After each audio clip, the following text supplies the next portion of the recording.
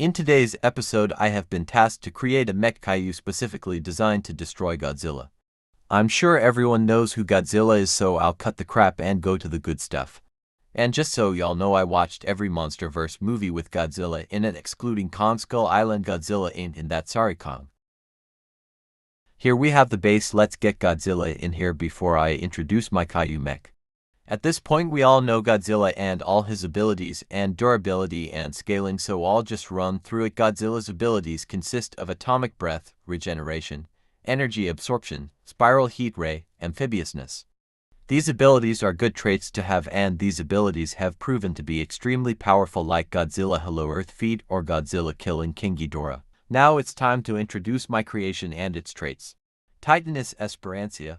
This kaiju has long carved claws. These claws can charge themselves up similar to Kong's axe, but he can do it manually, not needing Godzilla's atomic breath. These claws are far sharper than Kong's axe, capable of slicing through whole buildings with one swipe. Titanus Esperantia has long, nimble arms capable of extreme combat speeds. This kaiju's combat speeds far surpass Mechagodzilla's. It also has skinny legs capable of jumping. While he walks and stands onto legs, he can run quadrupedal on his hands and legs, which help him reach speeds of up to 462 miles per hour, but this speed has its downside and makes it hard to make turns fast.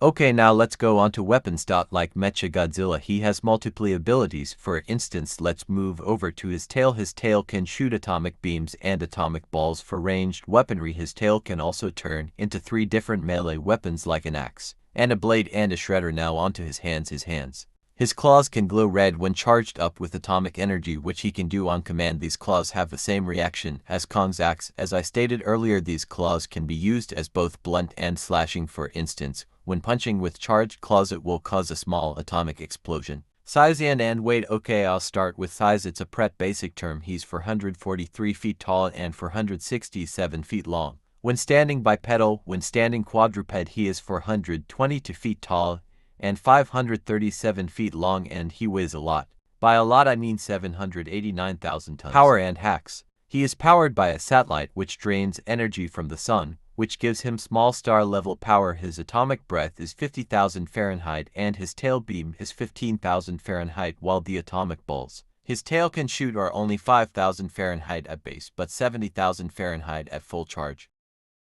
Okay, so I've got them both into sections. Now I'm gonna compare feats and statements. Okay, starting with strength. If we call back to Godzilla vs. Kong, we can see in this final fight that Godzilla pushes Mecha around 97 feet back. Bringing Mechagodzilla into the analysis, or well, statement, Mechagodzilla weighs just over 600,000 tons and he is 400 feet tall, so let's get Godzilla over here as a size comparison. While Mecha is 600,000 tons, my mech is almost 800,000 tons, so will Godzilla be able to push him? Well, the answer is definitely. Godzilla was weak and tired in GVK and he still managed to push Mecha, so he'll have no problem pushing Esperantia around. Now onto my mech Esperantia. Obviously not really much I can say to back up my guy here in terms of lifting strength. Godzilla takes, but striking strength is a different story. Esperantia is made with an upward body build with a wider upper body, putting more force and weight into his punches, not to mention his claws, which I already mentioned. Not really much I need to say here. I already started his speed when quadruped, so speed is not really a fair term. Now, I'm not gonna bore you all to death with statemented with, so I'll end that part there. So now onto the final stage. Now we all know Godzilla has fought a lot of strong enemies and most of the time he comes out on top, but what he kinda lacks in is intelligence and agility and overall skill. But don't get me wrong, he's got a good battle IQ. But whereas Godzilla lacks in those departments, Esperantia is powered by a satellite and the sun, and his mind is a supercomputer. His IQ is around that of a genius human in some terms, and his skill is matched with that of a professional street fighter and boxer.